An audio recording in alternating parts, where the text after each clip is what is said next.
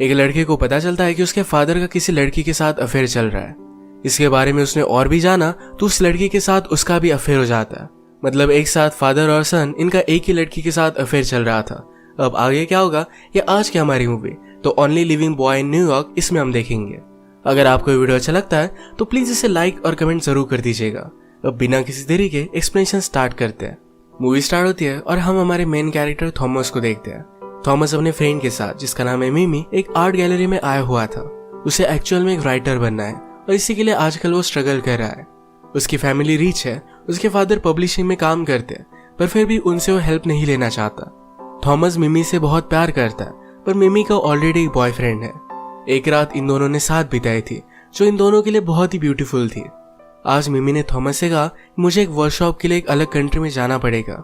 Thomas इस बात से बहुत अपसेट हो गया। उसकी लाइफ में एक ही कांस्टेंट है और वो है मिमी। उससे वो बहुत प्यार करता है, इस तरीके से उसे जाने नहीं दे सकता। ये सारी बातें उसने उससे कही, पर मिमी कहती है कि हम दोनों में क्या है ये हमें अब तक पता नहीं है, मेरा बॉयफ्रेंड है। थॉमस मिमी से कहता है जो रात हमने साथ में बिताई थी वो बहुत ही स्पेशल थी, पर मिमी को ऐसा नहीं लगता। वो कहती कि उस रात हम ड्रंक थे, हमने ड्रग्स भी लिए थे। वो हमेशा थॉमस को इसी तरीके से ट्रीट करती है, कभी भी सीरियसली लेती नहीं। थॉमस उसे कहता है मुझे तुम्हारा सिर्फ फ्रेंड नहीं बनना है, उससे ज्यादा होना है, पर मिमी इस बात के लिए मना कर देती है।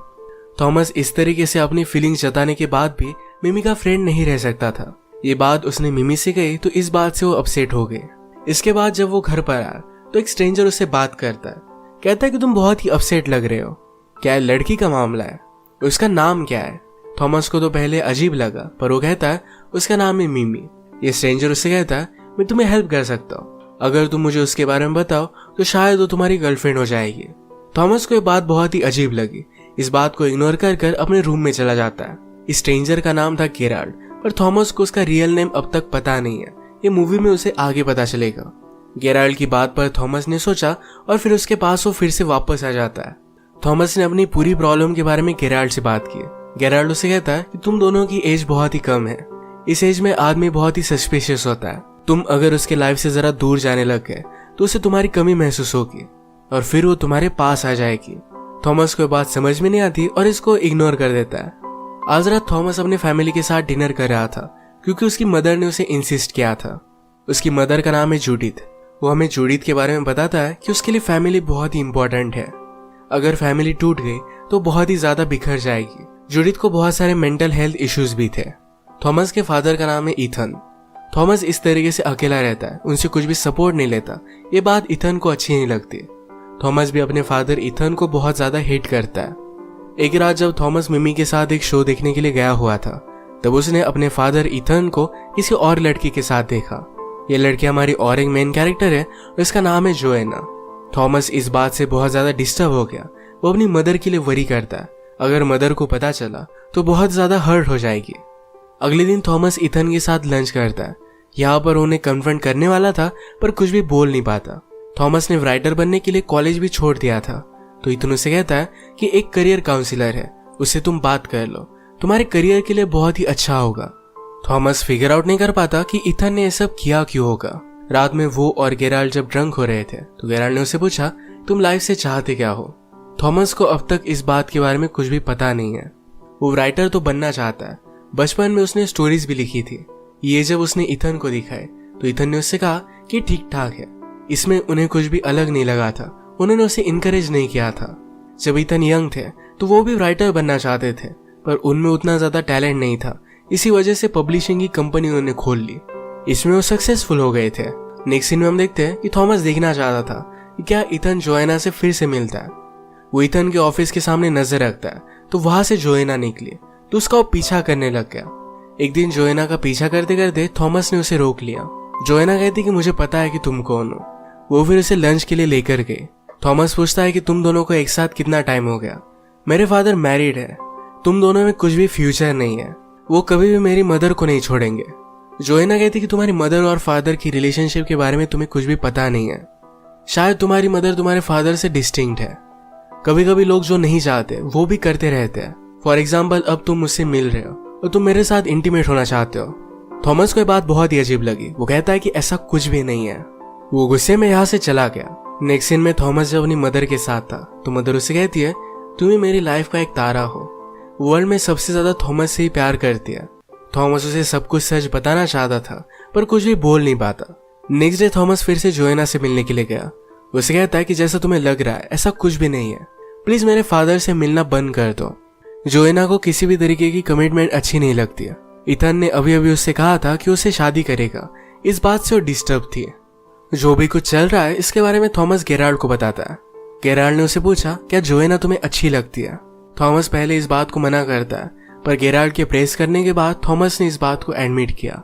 नेक्स्ट सीन में हम देखते हैं कि इथन के ऑफिस की पार्टी थी, वहां पर थॉमस को भी इनवाइट किया गया था। आज वो यहाँ मिमी के साथ आया। वो नोटिस करता है कि जोएना भी एक मिलीनियर के साथ यहाँ पर आई हुई है। अकेले में उसने उससे बात की, कहा उस मिलीनियर ने तुम्हें इस रात के कितने पैसे दिए? क्या तुम सब कुछ सिर्फ पैसों के लिए करते हो? जोएना को इस पर गुस्सा आ गया। इन दोनों में फाइट होने लग गई और फाइट में ही एक दूसरे को किस कर लेते हैं। इसके बाद ये दोनों एक दूसरे के साथ इंटीमेट हो गए थे। एक दिन थॉमस ने गेराल्ड को उसने जो भी लिखा हुआ है ये पढ़ने के लिए दिखाया। गेराल्ड उसे कहता है कि ये बहुत ही अमेजिंग है, तुम एक अच्छे राइटर बन सकते हो। थॉमस कहता है कि अब मुझे लगने लग गया है कि शायद मैं जोएना से प्यार करता हूँ। गेराल्ड ने उसे समझाया कि कई बार आपको जो प्यार लगता है वो अलग चीज होती है, हमेशा हमारा दिल सही नहीं होता। अगले दिन इथन ने थॉमस को अपने ऑफिस में कुछ बात करने के लिए बुलाया हुआ था। थॉमस को लग रहा था कि शायद उसके और जोएना के बारे में इथन को पता चल गया है। इथन कहता है, तुम मुझे कुछ बता नहीं रहे हो, तुम्हारी करियर काउंसलर के साथ अपॉइंटमेंट थी, तुम गए ही नहीं। थॉमस कहता है कि मुझसे गलती होगी, मैं कुछ ना कुछ तो कर लूंगा। थॉमस जब घर पर आया तो गेराल्ड अपने रूम में नहीं था। वहां पर उसने गेराल्ड की बुक देखी। अभी उसे गेराल्ड का नाम सही तरीके से पता चला। उस पर रिसर्च करने के बाद उसे पता चलता है गेराल्ड एक बहुत ही अच्छा राइटर है। उसने अब तक 12 बुक्स लिखी हुई है। आजकल गेराल्ड थॉमस के बारे में बुक लिख रहा था। थॉमस को अच्छा लगता है कि गेराल्ड को उसकी राइटिंग पसंद आई। एक दिन थॉमस ने नोटिस किया कि जोएना अभी इथन से मिल रही है। वो मिमी के साथ था। मिमी उसे कहती है, तुम्हारे और जोएना के बीच में कुछ चल तो नहीं रहा? उस रात पार्टी से तुम दोनों अकेले घर गए थे। वो फिर खुद ही बोलती है कि तुम ऐसा कुछ भी करोगे नहीं, तुम उन लोगों में से नहीं हो। आज रात जब थॉमस जोएना के साथ था तो उसे कहता है, तुम इथन से मिलना बंद कर दो। जोएना भी अब ट्रबल में थी। वो थॉमस और इथन दोनों की केयर करती थी। उसे क्या करना चाहिए समझ में आ नहीं रहा था। उसने फिर डिसाइड किया कि वो थॉमस और इथन इन दोनों से ब्रेकअप कर लेगी। थॉमस इथन को फोन पर जोएना से झगड़ता हुआ देखता है। उसे लगता है कि इथन से उसने ब्रेकअप कर लिया है। एक रात इथन की यहाँ पर पार्टी थी। थॉमस ने गेराल्ड को भी इस पर इनवाइट कर लिया। दूर से थॉमस ने गेराल्ड को मिमी दिखाई। मिमी जूडिथ के साथ खड़ी थी तो गेराल्ड ने कहा, तुम्हारी मदर बहुत ब्यूटीफुल है। इस पार्टी से अकेला रहने के लिए जोएना रूफटॉप पर चली गई। गेराल्ड उसके पास आया, कहता है, मुझे पता है कि तुम क्या कर रही हो, पर अगर इसमें थॉमस हर्ट हुआ तो तुम्हें मुझे आंसर करना पड़ेगा। मैं तुम्हारा बहुत बुरा हाल करूंगा। जोएना को बहुत ही अनकंफर्टेबल लगता है। वो यहाँ से जा रही थी तभी थॉमस उसके पास आ गया। जोएना यहाँ पर उससे भी ब्रेकअप कर लेती है। जोएना कहती है, तुम्हारे फादर ने मुझे प्रपोज किया, अब ये सब करना गलत होगा। इस बात से थॉमस गुस्सा हो गया। उसे लग रहा था कि इथन और जोएना शादी कर लेंगे तो सब कुछ बताने के लिए अपनी मदर के पास वो जा रहा था, पर अपनी मदर को इथन के साथ वो खुश देखता है। उनका मूवमेंट वो रुइन नहीं करना चाहता था तो उससे कुछ भी नहीं बताता। पार्टी से वो गुस्से में जा रहा था तो मिमी भी उसके पीछे पीछे आई। आजकल थॉमस उससे दूर रह रहा है। उसे बुरा लगा, इस वजह से उसने अपने बॉयफ्रेंड से ब्रेकअप कर लिया। ये बात वो थॉमस को बता देती है। थॉमस उसे जोएना के बारे में सच बता देता है। इस बात से वो डिस्टर्ब हो गई, वहां से चली जाती है। आज रात थॉमस अपनी मदर के साथ ही घर में रुका। सुबह होने पर जूडिथ पूछती है कि बात क्या है, तुम डिस्टर्ब लग रहे हो। थॉमस कहता है कि एक बात है जो मुझे करनी पड़ेगी, पर इन सब से मैं भाग भी सकता हूँ। जूडिथ ने कहा कि कभी कभी आपको चीजें करनी पड़ती है, यही लाइफ में आगे बढ़ने का एक तरीका होता है। वो फिर इथन के पास पहुंचा। जोएना भी उसके पीछे पीछे आ जाती है। जोएना नहीं चाहती थी कि इथन को कुछ भी पता चले, पर थॉमस उसे सब कुछ बता देता है। इथन इस पर बहुत ज्यादा गुस्सा हो जाता है। कहता है कि मैंने तुम्हारे साथ सब कुछ सही किया, तुम जो डिजर्व करते थे ये सब कुछ मैंने तुम्हें दिया। उसे मार सकता था पर अपने आप को कंट्रोल कर लेता है। रोते रोते वहां से वो चला गया। जोएना थॉमस को उसके बचपन की एक तस्वीर दिखाती है। जोएना ने कहा कि इथन ने तुम्हारे लिए क्या किया इसके बारे में तुम्हें पता भी नहीं है। ये तस्वीर जब थॉमस देखता है तो इस तस्वीर में गेराल्ड भी है। वो बचपन में उसका गेम देखने के लिए आया हुआ था। थॉमस फिर घर पर आया और गेराल्ड की बुक को पढ़ता है। इससे उसे सब कुछ चीजें पता चलती है।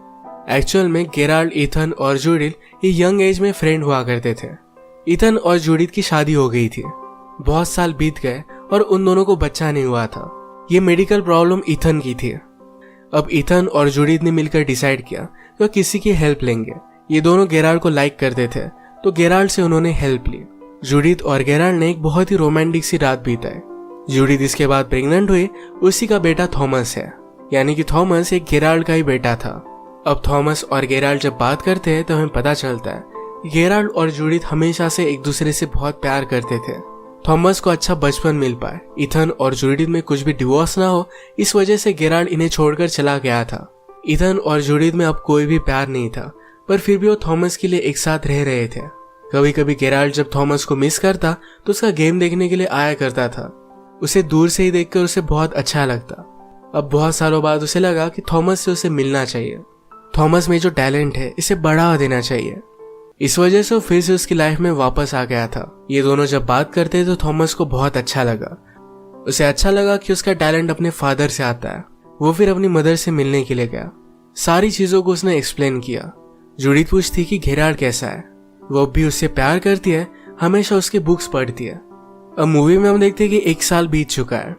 थॉमस ने अपनी एक बुक कंप्लीट कर सेल भी किया। आज उसे मिलने के लिए फिर से ईथन आया हुआ था। सब कुछ चीजें क्लियर होने के बाद इन दोनों में फिर से रिलेशनशिप बहुत ही अच्छी हो गई है। वो ईथन को अपने फादर की तरह ही मानता है। जोएना सचमुच में ईथन से बहुत प्यार करती थी, तो अब ये दोनों एक साथ है। गेराल्ड ने भी अपनी बुक को पब्लिश कर दिया था। जूडिथ और गेराल्ड 20 साल बाद एक दूसरे से मिले और अब एक साथ थे। थॉमस इन दोनों को देखकर बहुत खुश था। यही पर मूवी एंड हो जाती है। अगर आपको वीडियो अच्छा लगा तो प्लीज इसे लाइक कर दीजिएगा। बहुत सारी मूवीज लेकर आते रहता हूँ, तो प्लीज इस चैनल को सब्सक्राइब कर दीजिए और बेल नोटिफिकेशन आइकन दबाना मत भूलिएगा। हम फिर से मिलेंगे और एक नई मूवी के साथ। तब तक के लिए थैंक यू और आप अपने आप का ख्याल रखिए।